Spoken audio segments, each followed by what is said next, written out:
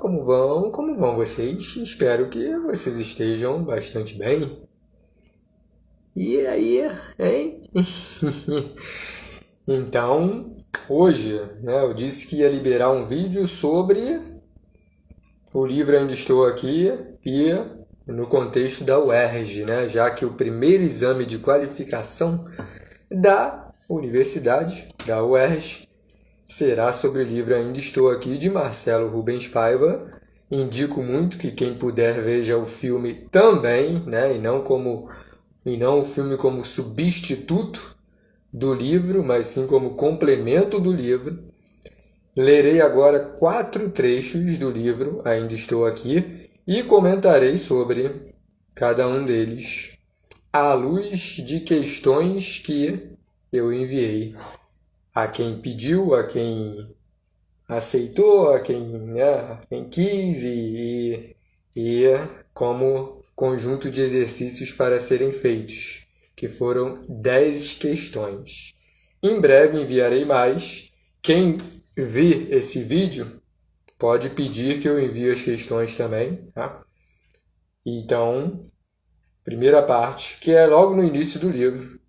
Não nos lembramos das primeiras imagens e feitos da vida, do leite do peito, das grades do berço, do móbile que se mexe sozinho magicamente, de nos virar, não conseguir desvirar e chorar até alguém acudir, de como jogar as perninhas para o lado, nos virar e desvirar sozinhos, o primeiro movimento que revela um domínio corporal relevante da vida, do qual nos orgulhamos imensamente, como nos erguer no berço, na cama dos pais, no chão, da primeira vez que ficamos em pé, apoiados na parede, o segundo movimento de domínio corporal do qual nos orgulhamos imensamente, de jogar brinquedos para fora do berço, de quem são papá e mamã, de apertar bonecos que dizem você é meu amigo, coração, quem tá feliz bata palmas, de que chorar é recompensador,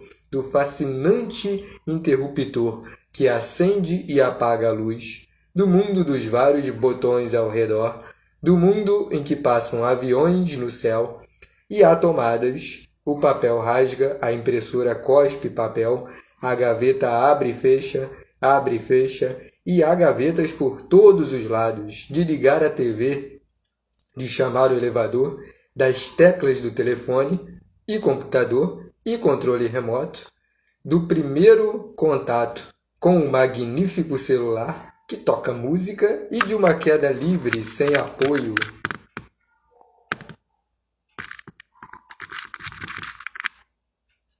Que com o tempo se transforma em caminhar e é aprimorada, um movimento que todo mundo incentiva e adora e bate palmas para ele. Então, a questão da memória, que é muito, né, falada sobre o livro e também sobre o filme. A questão, as enumerações, né, de várias ações cotidianas e especificamente relacionadas ao lado infantil, né? Ao mundo infantil, ao contexto infantil, como papai, mamãe, e as lembranças que muitas vezes nos acolhem, ao mesmo tempo muitos de nós, né, querem lembrar de alguma situação e não lembram, e outras pessoas querem se lembrar, não querem se lembrar e lembram, né? Então, a própria ideia como fala aqui, né, no trecho, de não nos lembramos das primeiras imagens e feitos da vida, e 2 pontos, e sai enumerando várias questões do contexto infantil.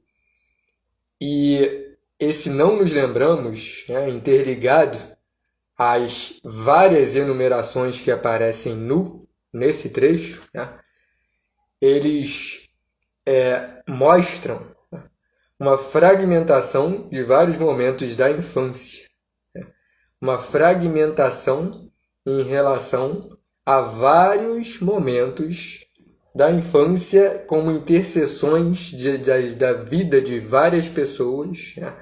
Quanto ao berço, né? Quanto ao começar a falar, quanto às primeiras palavras faladas, quanto aos movimentos do corpo, né? Ao domínio corporal, né? Então, há essas situações que, ao mesmo tempo, apresenta-se aqui, do qual nos orgulhamos imensamente. Primeiro movimento, que revela um domínio corporal relevante da vida, do qual nos orgulhamos imensamente. E a outra parte que fala do segundo movimento de domínio corporal, do qual nos orgulhamos imensamente, de jogar brinquedos para fora, ou seja, fala dessa questão de se orgulhar, de nos orgulharmos imensamente. Mas isso remete muito a um paradoxo. Se não nos lembramos, como vamos nos orgulhar, né? Então, e ao mesmo tempo, né, a criança não sabe nem o que é se orgulhar. O bebê não sabe o que é ter orgulho de si, nem de outras pessoas. Então, a questão do paradoxo está justamente nessa associação do orgulho com a lembrança, com a não lembrança, né? Como vamos nos orgulhar do que não nos lembramos ou do que nós não temos consciência de estarmos agindo, pensando daquela forma especificamente? Então, há essa questão tanto do paradoxo, que é uma figura de linguagem, cujo conceito é apresentar ideias que são contraditórias, ideias que se anulam. No caso, nos orgulharmos da ação, anula a ideia de não nos lembrarmos, né? Porque, né, se para nos orgulharmos, teríamos que nos lembrar ou ter consciência, ou ter consciência da experimentação daquela sensação. Então, fragmentação nos momentos da infância e o paradoxo na não lembrança ligada ao orgulho aparecem diretamente nesse texto. Ao mesmo tempo, é usada, né, em várias partes a primeira pessoa do plural, o nós, né? E isso, ao mesmo tempo, né, não nos lembramos, do qual nos orgulhamos da primeira vez que ficamos em pé.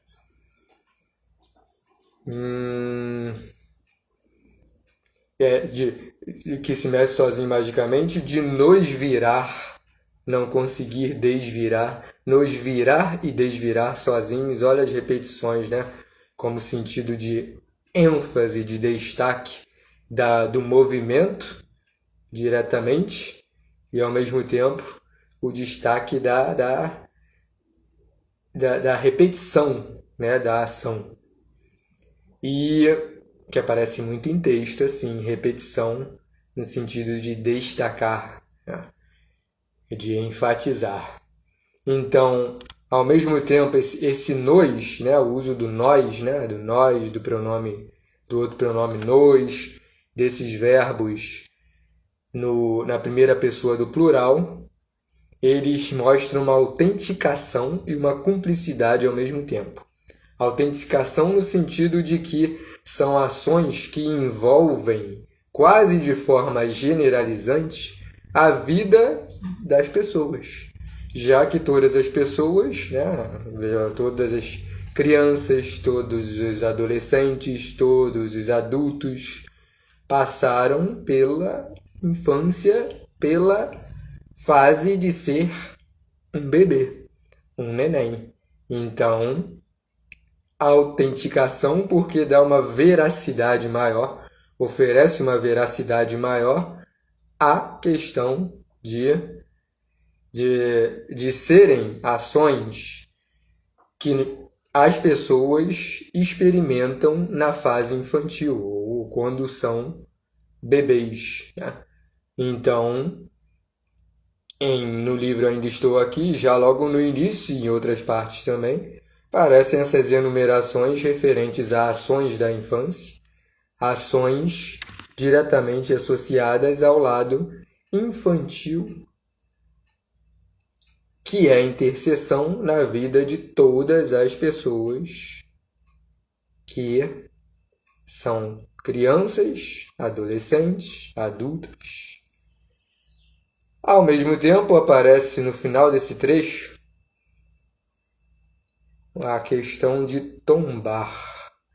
Aparece aqui, ó. De chamar o elevador, das teclas do telefone, computador e controle remoto, do primeiro contato com o magnífico celular, que toca música, e de uma queda livre e sem apoio que com o tempo se transforma em caminhar e é aprimorada.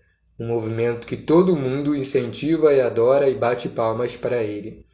E de uma queda livre e sem apoio. As quedas da infância, né? Ao mesmo tempo, essa queda livre e sem apoio fala logo depois de se transformar com o tempo em caminhar e é aprimorado. Então, esse trecho fala muito sobre também a renovação da ação em uma outra mais aperfeiçoada, né? As quedas que são comuns quando nós somos bebês são aperfeiçoadas em uma estabilização do movimento do nosso corpo, né? Quanto ao autocontrole, né? Em relação ao nosso próprio corpo. Então, está muito ligada à renovação da própria ação em um movimento mais estável e, ao mesmo tempo, mais controlado, com a coordenação motora se aprimorando e, com isso, a ligação com a estabilidade física, a estabilidade do nosso próprio corpo. Um outro trecho do livro, Ainda Estou Aqui, de Marcelo Rubens Paiva. A memória não é a capacidade de organizar e classificar recordações em arquivos. Não existem arquivos. A acumulação do passado sobre o passado prossegue até o nosso fim. Memória sobre memória, através de memórias que se misturam, deturpadas, bloqueadas, recorrentes ou escondidas, ou reprimidas, ou blindadas por um instinto de sobrevivência. Uma fogueira no alto ajudaria, mas ela se apaga com o tempo. É importante, né, reparar nas figuras de linguagem que aparecem, como o paradoxo, de que nós tratamos agora há pouco, e já de outras figuras de linguagem, como a metáfora, né, a questão da fogueira, de acender, a fogueira como uma metonímia por vezes e metáfora por outras vezes. Por exemplo, uma fogueira no alto ajudaria, que é uma representação de um sinal, de um aviso, né? Naquele momento da vida, naquela situação da vida, né? Ao mesmo tempo, a fogueira também se apaga com o tempo, assim como grande parte das nossas recordações, grande parte das nossas memórias, né? Se apagam com o passar dos anos, né? E ou por questão de situações como o Alzheimer, ou por questões de realmente não se lembrar de alguma situação ou do rosto de alguma pessoa, né? Ou de alguém diretamente. Mas ela se apaga com o tempo e não conseguimos navegar de volta para casa. O juiz esperava a resposta. Veroca, como se falasse com uma criança, ainda tentou. Mamãe, você conhece ele, é o Lu... Nada. Silêncio. Ela me olhou, nada. Tudo bem, mãe. Tudo bem, é normal esquecer. Você está velha, acontece. Todos nós esquecemos. Não precisa ficar desesperada nem se sentir culpada. Estamos aqui para te ajudar. Todos nós também vamos envelhecer. Lembra da sua sogra, a vovó? Também ficou assim, ficou gaga. Sua mãe também envelheceu, ficou velhinha. Lembra dos amigos dos seus amigos que você interditou? Também ficaram assim. Envelhecer faz parte, se esquecer é normal. Eu também me esquecerei no futuro. Eu, a Veroca, as advogadas, esse juiz, o pai dele, nesse uniforme ridículo, deve ser hoje um velho que se esquece. Não sofra, todos esquecemos. Esquecer faz parte. É normal. Envelhecer é normal, faz parte. Vai dar tudo certo. A justiça te protegerá. Você confia na justiça, nós cuidaremos de você. Fique tranquila. Então, né, na leitura dessa passagem, né, inclusive, né, primeiro parágrafo vai até fala da memória, não é capacidade de organizar e classificar recordações em arquivos. Não existem arquivos, olha as comparações, né?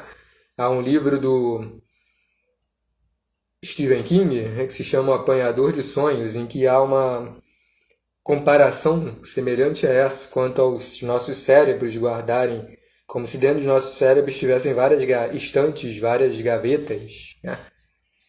E dentro deles vários papéis, vários cadernos, vários arquivos contendo, né, a nossa memória, as nossas recordações, os momentos vividos até então na nossa vida, né? Podem estar separados, por exemplo, por cada ano, cada mês, dias especificamente.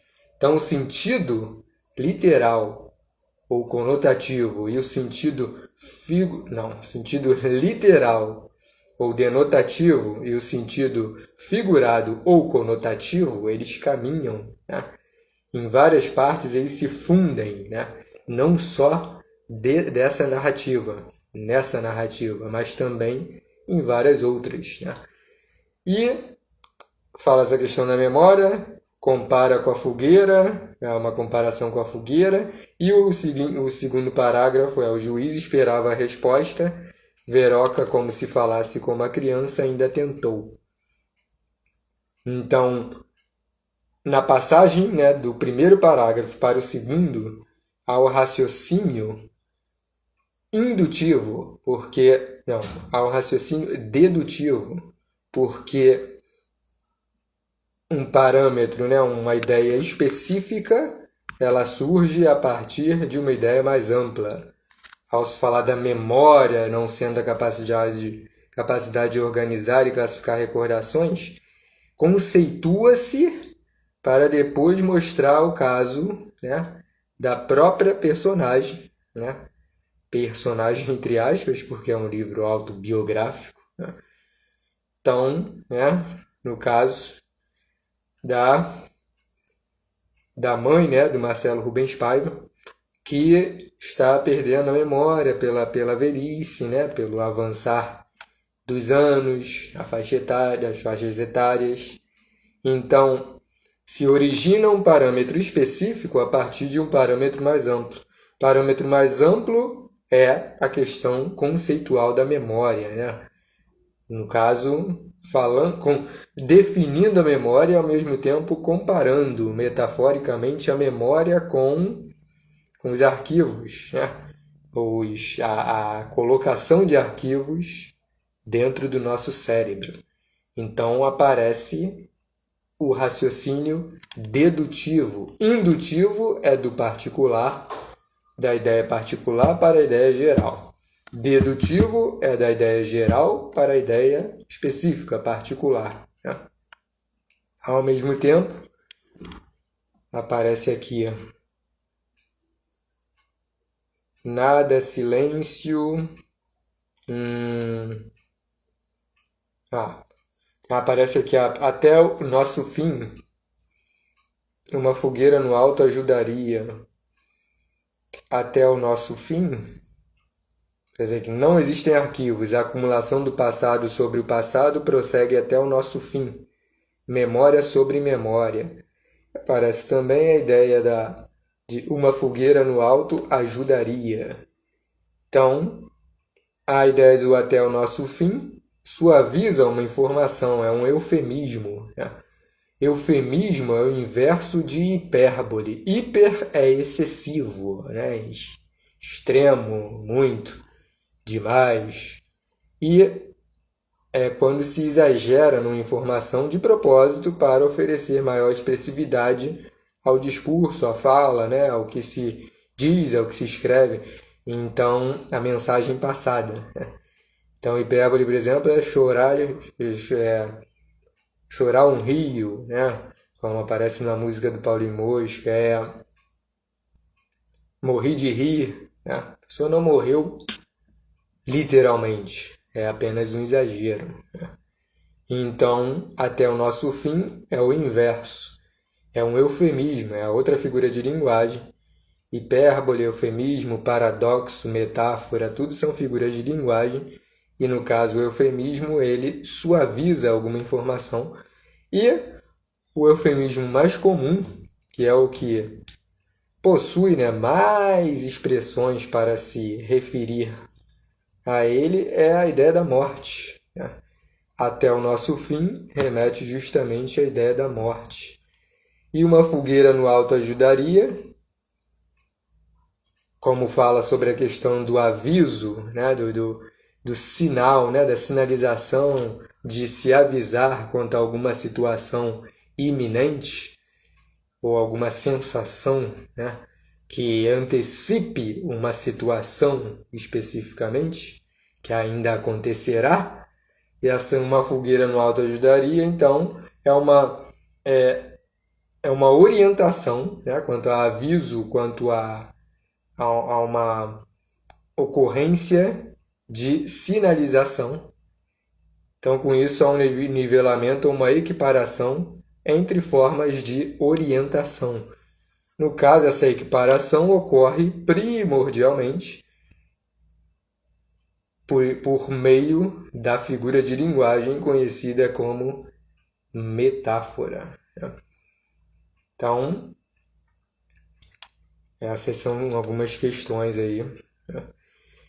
O quarto parágrafo também apresenta, ao mesmo tempo, não há um desespero quanto ao esquecimento da mãe, né? Quanto à memória, né? Quanto ao esquecimento das recordações de situações da mãe. Há uma cautela, né? Não há um desespero. Há um incômodo, mas não há um desespero, de forma que, ai meu Deus do céu, minha mãe está com perda de memória, minha mãe não se lembra disso, minha mãe não se lembra daquilo. Não, pelo contrário. Ela me olhou, nada. Tudo bem, mãe, tudo bem, é normal esquecer, você está velha, acontece, todos nós esquecemos. Então, em vez de haver um desespero, há um comedimento ou uma cautela em relação a lidar com a situação. Que no caso, a situação é referente à naturalidade com que, além da própria morte, né, ser inevitável, de a própria morte ser inevitável, os esquecimentos, né, no decorrer da vida, e que se espera mais ainda, né, que ocorram com a chegada à velhice, ou até anteriormente a essa faixa etária, com a chegada de alguma situação como o próprio Alzheimer, né? Então tudo isso remete a efemeridades da vida, né? A vida ser efêmera, passageira, transitória, né? No sentido de estipular momentos, de ser a vida é um acúmulo de momentos, de situações efêmeras, que são passageiras ou transitórias. E são situações efêmeras, passageiras, transitórias, que se sucedem no decorrer da vida pelo passar das faixas etárias nas nossas vivências, na nossa existência. Terceiro trecho do livro Ainda Estou Aqui, de Marcelo Rubens Paiva. O ministro da Justiça, Alfredo Buzaide, surpreendeu e disse que meu pai logo seria solto. Um coronel pediu dinheiro para meu avô Paiva para acelerar a soltura. Oficiais diziam que ele estava preso em Fernando de Noronha, numa base no Xingu. Tudo mentira. Todos sabiam que era mentira. O alto escalão do governo sabia que era mentira. Jornalistas sabiam que era mentira. Menos a minha mãe, que queria acreditar que ele estava vivo, que precisava acreditar, e conheceu senadores que não serviam para nada, deputados que não legislavam, um poder corroído pelo autoritarismo, corrompido até a alma, juízes que não julgavam, tribunais que mentiam, um poder de fachada, uma mentira para dar legitimidade a uma ditadura e a milicos que mandavam e desmandavam e metiam medo, lia uma imprensa vaga, sob censura ou, pior, condescendente, via uma TV que se omitia, acovardava-se. Então, né, na análise do comportamento da Eunice Paiva, né, é possível afirmar que há uma esperança que está dentro de uma tentativa otimista de presenciar a verdade, de descobrir a verdade, de saber que existe uma verdade que precisa ser descoberta, que necessita da luta, da reivindicação, com otimismo, né? Que se funde, né? Se liga diretamente à existência da esperança. Né? Muitas pessoas desmerecem a esperança ou a calmaria. De que adianta, quanto a efeitos positivos, a curto ou a longo prazo, a pessoa se desesperar tanto numa situação, mesmo tempo que irá desesperar outras pessoas também. Né?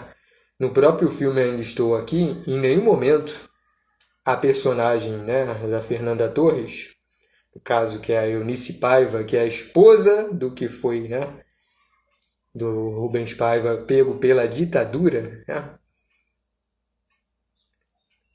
Em nenhum momento as lágrimas dela caem. Né?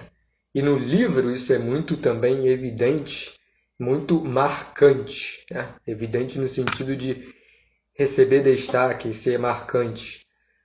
Porque pode parecer frieza da parte dela, mas é um modo, como o próprio livro diz, né? O próprio filho dela, o autor do livro, fala, Marcelo Rubens Paiva, que, como a própria Eunice Paiva disse vários anos depois, isso foi uma tentativa de não desesperar os filhos, de preservar os filhos, quanto ao desespero que a própria situação pedia, mas que era um desespero e um choro, e uma tristeza, e uma melancolia extrema, que, para preservar os filhos, ela guardava, não externava, né? Não explicitava.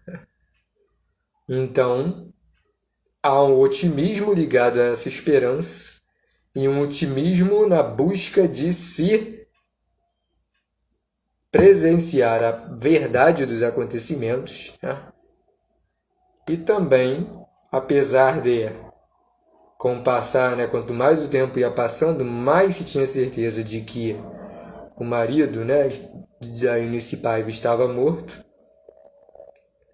mas, ao mesmo tempo, a esperança não alimenta uma ilusão, especificamente, no sentido desse trecho do livro em si, quanto ao comportamento da Eunice Paiva, mas sim é uma esperança não na inércia, né? Não é uma esperança parada, é uma esperança e, ao mesmo tempo, tentativas de descobrir uma verdade e de haver a possibilidade, pela esperança e pelo otimismo, de surgir uma situação inesperada no sentido positivo, de quem sabe ele pudesse estar vivo em algum lugar. Então, ao mesmo tempo, nesse trecho, aparece o seguinte: Menos a minha mãe, que queria acreditar que ele estava vivo, que precisava acreditar, e conheceu senadores que não serviam para nada, deputados que não legislavam, um poder corroído pelo autoritarismo, corrompido até a alma, juízes que não julgavam, tribunais que mentiam, um poder de fachada. E a leitura desse trecho me fez lembrar muito, por exemplo, do livro 1984, de George Orwell, em que os ministérios recebem um nome inverso à função que praticam. No papel há uma função, por exemplo, os deputados devem legislar, os juízes devem julgar, ou deveriam, senadores deveriam servir para muito, auxiliando, a população. Mas ao dizer que senadores não serviam para nada, que deputados não legislavam, que juízes não julgavam, então cada um desses cargos sociais estabelecidos no panorama hierárquico da sociedade, cada um desses cargos não estão praticando, promovendo, realizando as funções, os papéis que deveriam estar exercendo por estarem naquele cargo. Então, assinala-se, ou destaca-se o rompimento, ou seja, a quebra das categorizações referentes às definições dos próprios cargos, já que não comparecem esses vários que ocupam esses cargos, não comparecem no sentido de estarem exercendo o que deveriam estar exercendo. Então, por isso, a quebra da expectativa, ou por meio da quebra das categorizações, das definições, das conceituações que esses cargos, em sua teoria, carregam. Então, por isso, essa ideia. E o quarto trecho, esse é boa tarde, Nayana, boa tarde, Alair, boa tarde, Bianca, boa tarde, Renata, Raquel, boa tarde, Daniele também, a mulherada dominando aqui. As mulheres dominando. Então, esse é o primeiro vídeo, Eu vou gravar ainda algum outro vídeo. Talvez, mais um eu vou gravar com certeza. Talvez mais 2, mais 3. Sobre o livro Ainda Estou Aqui. Indicando outros trechos e, quem quiser questões, só me falar que eu enviarei, Além dessas 10, há outras 5 que estão no mesmo material, 15 questões no total. 5 no estilo Erge também, ou seja, bastante interpretativas. E, ao mesmo tempo, 10 sobre o livro Ainda Estou Aqui. O quarto trecho de hoje. Minha mãe nunca perdoou a incrível falha de segurança, o amadorismo, a imprudência. Vir do Chile com uma carta escondida no avião mais queimado do país, com o telefone do marido escrito no envelope, prepotência e descuido das organizações de esquerda, e colocaram 2 famílias com crianças no fogo cruzado, os Viveiros de Castro e os Paiva. Mas como culpar alguém se naqueles tempos, por mais cuidado que tomassem, o mundo caía em cima? A repressão aparecia pelo esgoto, pelo telhado, infestava como uma praga que trazia a peste na saliva.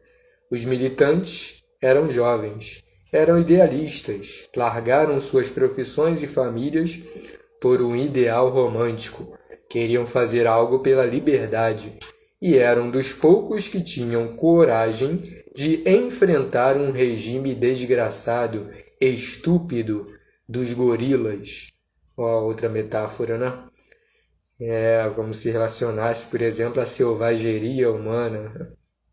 Como culpá-los? Então, no primeiro parágrafo, falando sobre a incrível falha de segurança, o amadorismo de trazer uma carta do Chile, escondida, no avião mais queimado do país, né? No avião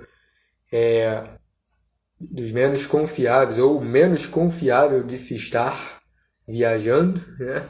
Com o telefone do próprio marido escondido no envelope.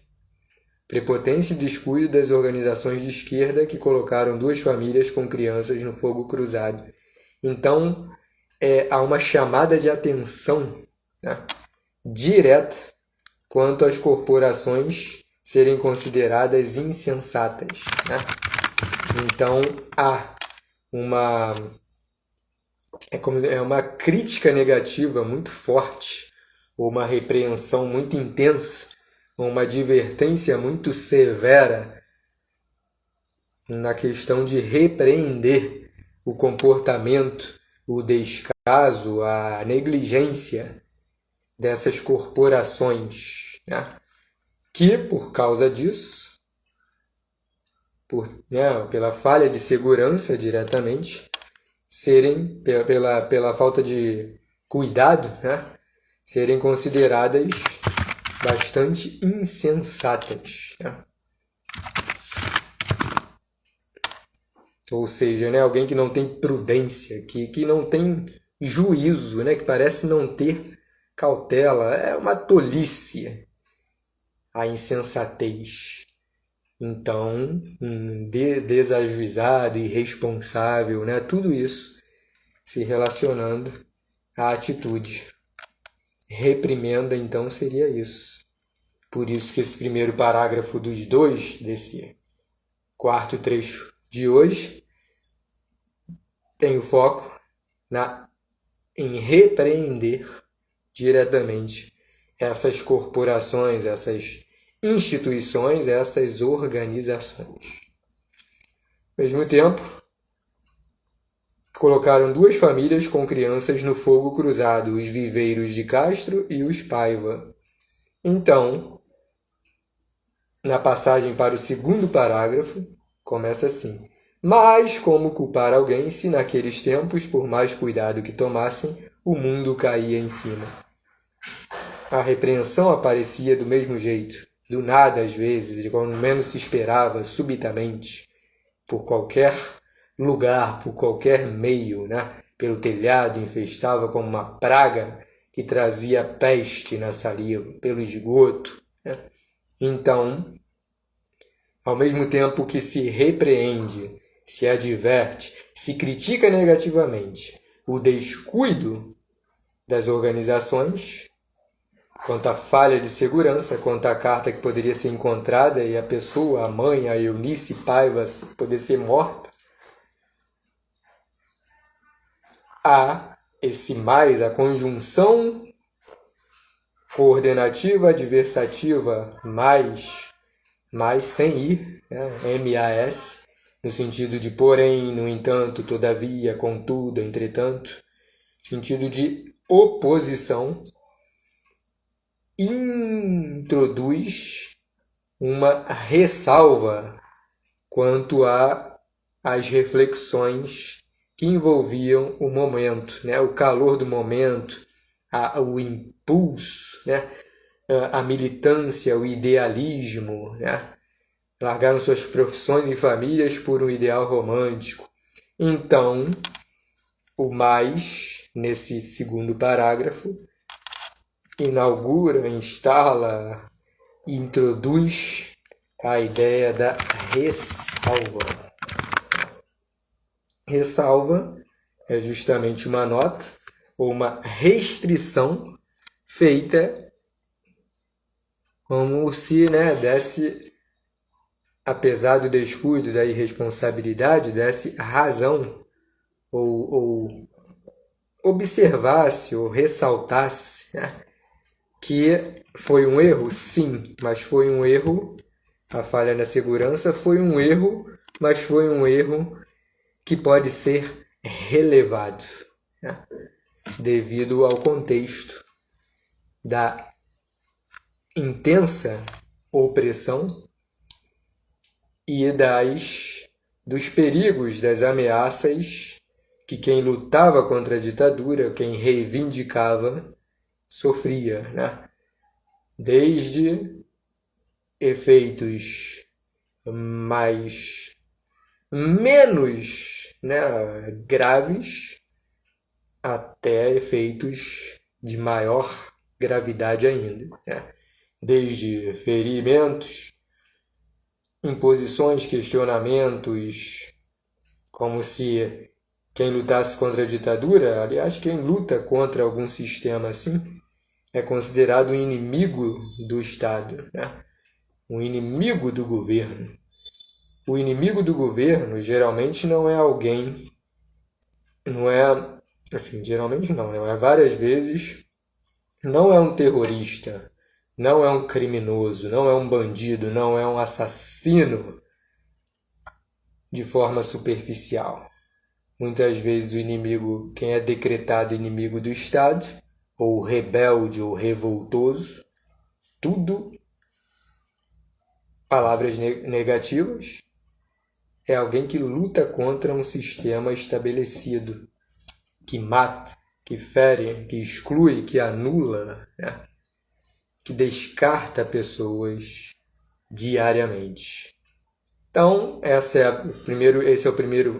é o primeiro vídeo que eu gravo para auxiliar vocês e espero que seja de grande valia, né? De grande ajuda.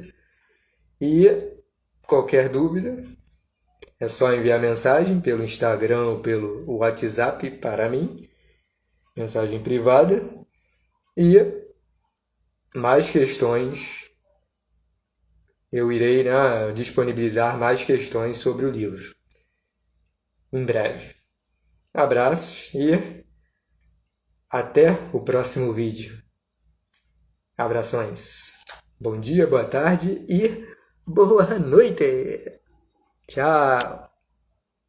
Excelentes estudos e magníficas leituras por aí. Tchau.